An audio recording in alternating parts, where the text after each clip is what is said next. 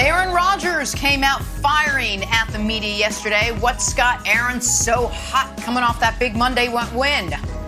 Zeke has found himself sharing carries this season. Does Dallas actually have an Ezekiel Elliott problem? And coming off a loss in week 2, will the Chiefs move down from the top spot on Nick's NFL tiers? Good Wednesday morning, everyone. Welcome to First Things First alongside Nick and his tiers and Chris Broussard and Kevin Wilds. I'm Jenna Wolf. Nick, all we can ask for is fair consideration by the committee when factoring in the Chiefs this week. Well, sad to report, 2 members of the committee are no longer with us, and we'll get into why at 8 a.m. Eastern. The committee is down a couple people. It was a controversial day. We've got controversial day, Jenna, to discuss. Wow. You know me. It's drama. Hey, we'll get to the committee after we get to Ben Simmons. Another page turned yesterday in the drama-filled offseason for Simmons. Speaking of drama, pardon me, drama has me all fired up. Woj reported the All-Star will not be reporting for training camp and that he never intends to play for the Sixers again. Philly's been trying to move Simmons, but the offers for Ben have been underwhelming. I'd imagine this does not help.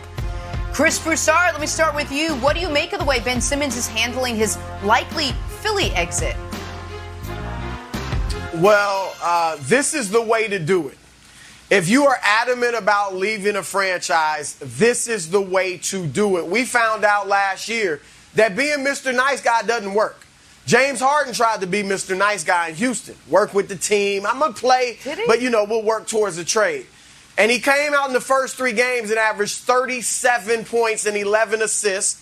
And the Rockets are like, oh, he's balling. Yeah, we'll work on a trade, James. Wink, wink.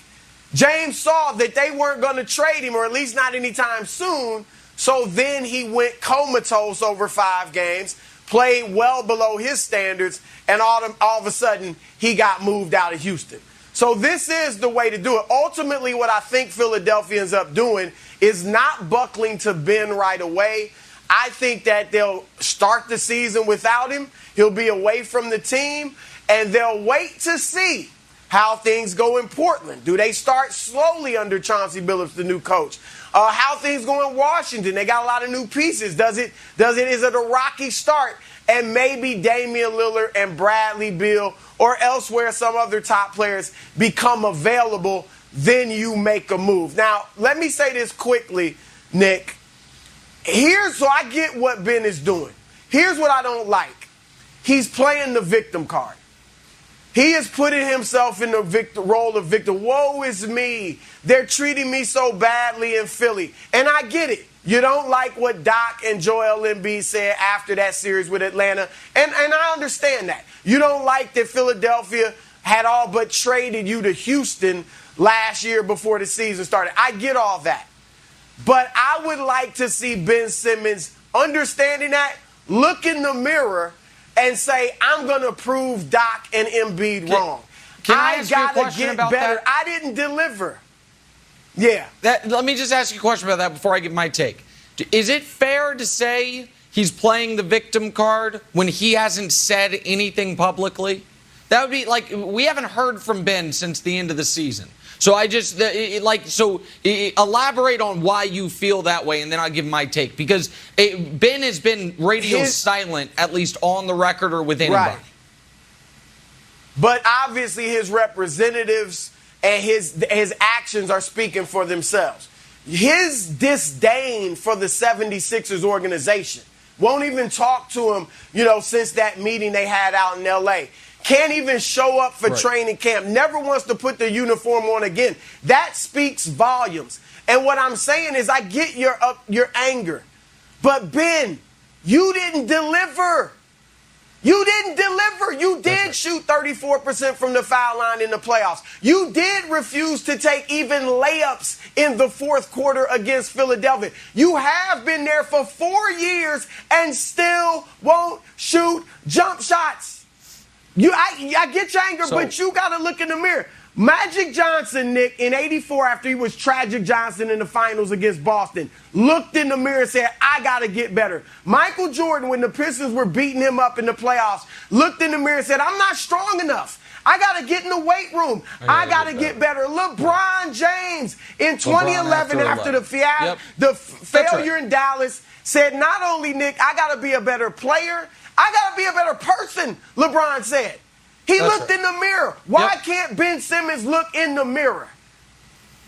So listen, I think that's all fair. And that's why I wanted you to elaborate, because I think some people will be like, well, he hasn't said anything. But I get what you're saying, which is this marriage has broken up and both parties are at fault. Like, as much, if I were in Daryl Morey's shoes and James Harden were available, of course I would try to acquire him, and of course I would trade Ben Simmons for James Harden. But there is a cost of that, and that is, if we don't get James Harden, now my second best player knows I was trying to trade him. Not speculation, not conjecture. He knows it. And Ben, of course, has accountability because of a lack of growth as a player. Now, where I will give Ben and his folks credit is, and this is the slimmest of credit, but I think it is noteworthy, and I think the Sixers appreciate it, at least he has said any team.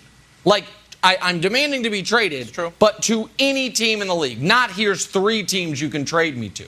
And so that does allow Philly some flexibility.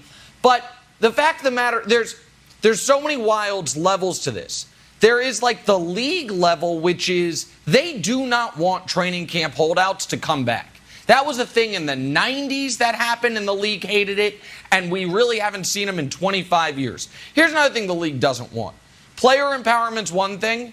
Guys forcing their way out of spots with 4 years left on a deal. Right. The next step to that is sign the extension because the home team can pay you more, and a week later, not a year later, a week later, be like, I wanted the money, but I don't want to play here. So there's external pressures. In the short term, though, nothing's going to change. And here's why. Everyone loves their team this time of year. Everyone's offseason moves are going to make. Are going to be great. All the trades they made, all the signings they made, all their draft picks, everyone's a genius right now. So right now is the worst time to trade a star because nobody's desperate. They're the opposite of desperate. They're blindly optimistic. So it's not only that Philly is going to wait and see what happens in Portland or in Washington. I think they're also going to wait and see what happens in Denver. What if Denver's defense is really bad and Jamal Murray's not there and they're like, you know what? Michael Porter Jr. is available. And the other element here that Philly has that Houston didn't Wilds is this. They can compete in the regular season without Ben. Joel Embiid plus that roster is still good enough to be the 3rd best team in the East. And so they are not pressed the way Houston was. And so I don't think this is, I know everyone thinks Ben's getting traded before the season. I don't. I think Daryl's going to hold the line. I think Ben's going to hold the line. And we're going to have a staring match that's going to go into the season, Wilds. So I guess if I was a Sixers fan, I would be like rooting whatever team is playing against the Blazers because I kind of want a miserable Dame and Dame to say, like, you know what, I would like to go play with Embiid, let Chauncey build Simmons into like a great defensive stalwart and let them take off. But I share some of Broussard's anger because the way that Ben is making his ugly exit is the worst of the ways to go. He's trying to Wentz his way out. The Wentzing your way out is, I'm going to underachieve, play terrible, alienate the fan base, and ask for a trade. It's the worst way to go. Now, you can harden your way out, where you show up for a little bit and then, poo-poo your actual gameplay so they trade you. You can Anthony Davis your way out, where you're like, hey, I tried my best, but I'd like to win a championship. You have to buy a shirt that says that's all, folks, and then claim you have no idea how a triple extra large shirt for a 7-foot guy got in your closet. I don't know, just coincidence. I wore this on the last day of the season. But the way to go, Broussard, and this way to go sits right here next to my aorta to the point where if I ever had a heart attack, they'd be like, what was the cause? They'd be like, oh, we opened up his heart and we saw that there was too much love for the way that Jimmy Butler left Minnesota. If Ben were to come back, and Ben, I'm just saying, just consider it. Consider it from your old buddy Kevin Wildes. If Ben was to show up, to go to Camden, New Jersey for training camp, and say, you know what, switch them up. So I'll run with the bench warmers and go against Embiid and dunk on Embiid. And they're like, you know what, Tobias, you had nothing to do with this. You get dunked on too. And guess what? On my way here, I stopped at Mitchell and Ness and I picked up your old Hawks jersey, Doc Rivers. You can get some work too. Just torch everyone. That would be the best way to go. And Broussard, I'm saying this as a joke, but the reason I think there is some validity to it is Ben needs a little bit of narrative change. Like Nick says, he hasn't talked, and last time we saw him with a total crisis of confidence. I don't think he got like that much worse of a basketball player against the Hawks. I do think that he had a bit of I don't want to say mental breakdown. I want to say a crisis in confidence, right? Crisis of confidence. Yeah, that's right. He that's needs the right something words. to juice his own confidence, and wherever he ends up, he needs the support of that fan base. That fan base needs to be able to point at something and not an advanced analytics on how good he is on the defensive end. He needs to change the narrative for himself, his future teammates, and his future team base if he wants to have success. A good point, Wiles. And he does have a crisis of confidence, but let's face it, it wasn't just against the Hawks. It's been the last 4 years. Ben Simmons can actually shoot it fairly well. You see the videos. I talked to people close to him, but he freezes up in the game and won't take jump shots. All right? No, he won't take jump shots in games. So that's number one. Number two, quickly on you, Nick, about the owners and the league doesn't want, players holding out with 4 years left. Yeah, that's You're a real absolutely thing. right. And there's an opt-out for both sides, a mutual opt-out of the collective bargaining after the 2022-23 season, so 2 seasons from now. The